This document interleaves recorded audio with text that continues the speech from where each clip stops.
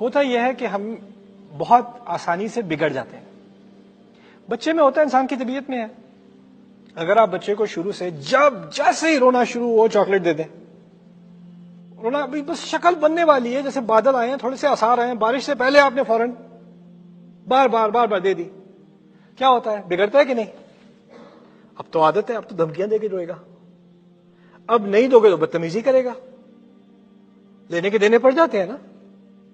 آپ کے نزدیک آپ رحمت کر رہے تھے, رحمت کو فائدہ اٹھانا شروع, وہ تو 3 سال کا بچہ فائدہ اٹھانا شروع کر دیتا ہے. ہم کیا چیز ہیں؟ انسان کو اگر بار بار کچھ دیا جائے تو اس میں ایک کمزوری ہے کہ وہ اس کا فائدہ اٹھانے ہی لگتا ہے, اس کو عادت ہی پڑ جاتی ہے. اور وہ جانتے بھی ہو کہ میں اس کا مستحق نہیں ہوں, پھر بھی کوئی امپلائر ہے, کوئی باس ہے, اس نے جاب دی, آپ سے کہا 9 بجے پہنچنا صبح آفس میں, 5 بجے چھٹی ہوگی. آپ سے پوچھ گچھ نہیں کرتا. کبھی آپ 9:15 بجے پہنچ گئے, کبھی 10 بجے پہنچ گئے, کبھی 11 بجے پہنچ گئے. پہلی دفعہ تو ڈر گئے تھے, لیکن اس نے کچھ کہا نہیں آگے سے, بڑے آرام سے آپ سے بات کی. کہا کیا ہو گیا تھا؟ بس یہ کہا کیا ہو گیا تھا؟ وہ بس ٹریفک تھی, کچھ ہو گیا تھا, فیملی سچویشن, کوئی نہ کوئی آپ نے بہانہ بنا دیا. اب اس نے کچھ کہا نہیں آگے. اب اس نے 1-2 مہینے اگر کچھ نہ کہا تو آپ کے ساتھ کیا ہوتا ہے؟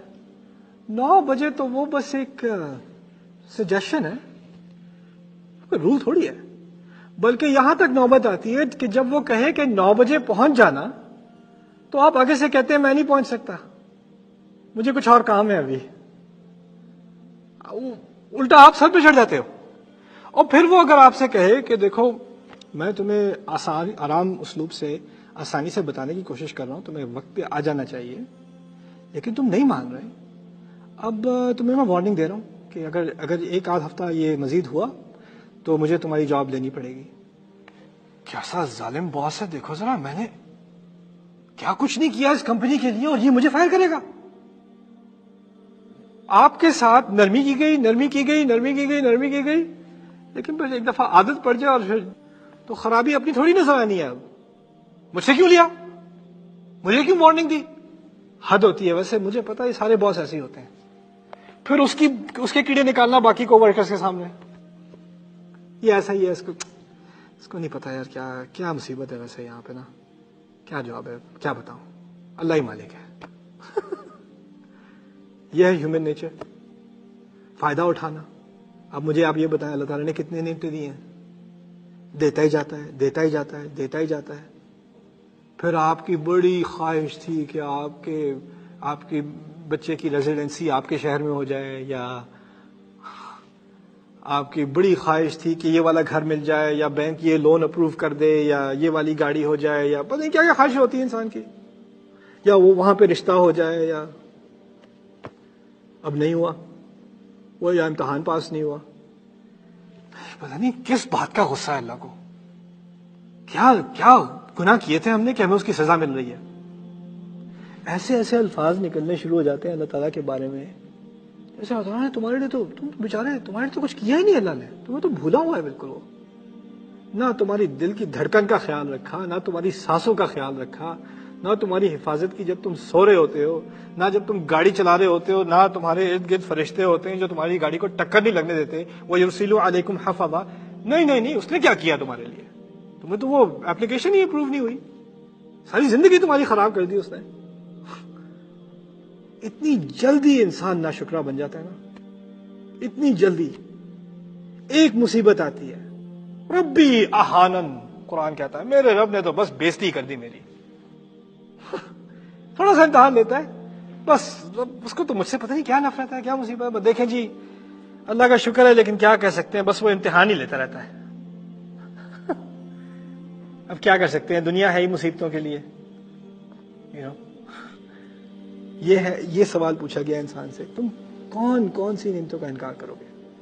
مجھے ڈر آتا ہے غریبوں پہ نہیں, امیروں پہ, جن کے حالات کچھ خوشحال ہیں نا, خاص کر ان کی اولاد پہ مجھے ڈر آتا ہے.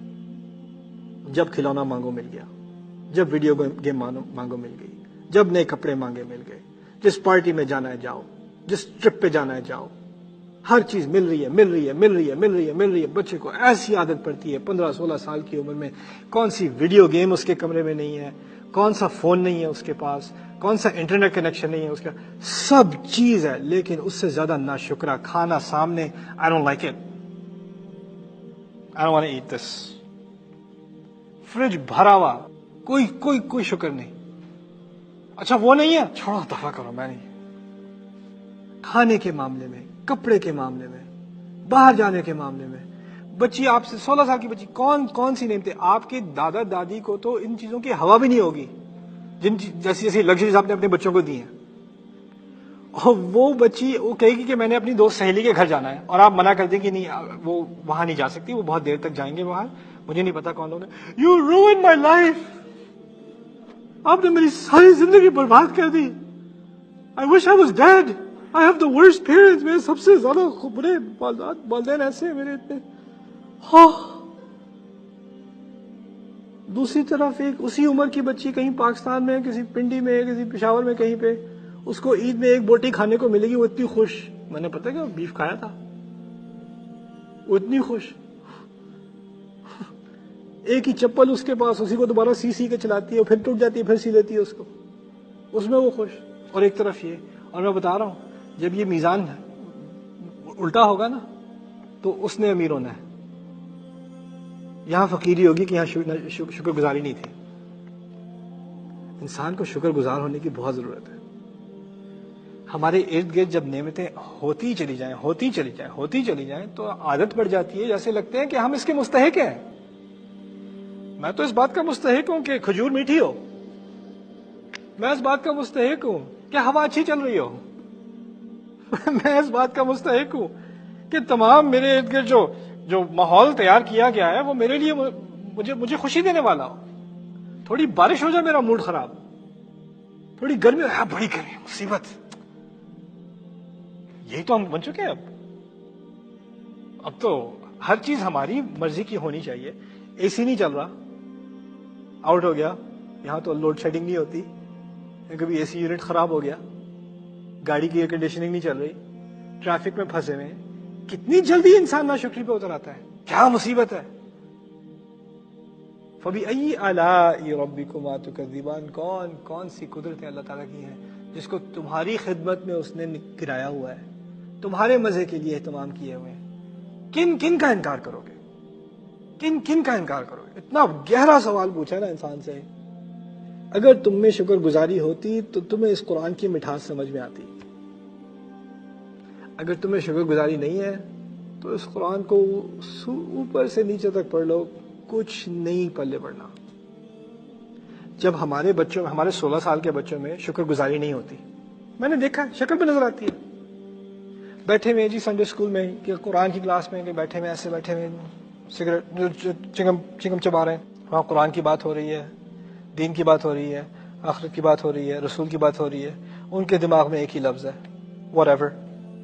آنکھوں سے پتہ چل رہا ہے کوئی I don't care، مجھے اس کی کیا ضرورت ہے، میری تمام ضروریات تو پوری ہو رہی ہیں. اور استغنا، کیا وہ اپنے آپ کو سمجھتا ہے اسے کوئی ضرورت ہی نہیں ہے؟ ایسے ہی لوگ ہوتے ہیں نا. اور ہم نے اپنی اولاد کو اب اس چیز میں ٹرین کر دیا ہے، مجھے تو کسی چیز کی ضرورت ہے ہی نہیں. ہے تو بلکہ نہ صرف ضرورت، تمام لگژریز جو مجھے دی جا رہی ہیں وہ تو اگر نہ دی جائیں تو پھر دیکھنا، وہ تو ملیں گی مجھے. کیسے نہیں ملیں گی؟ آپ تو اب اپنے ہی مالک بن چکے ہیں. فرعون آپ کو آٹوگراف آ کے لے لے. اسی کو کہتے ہیں انا ربکم الاعلی.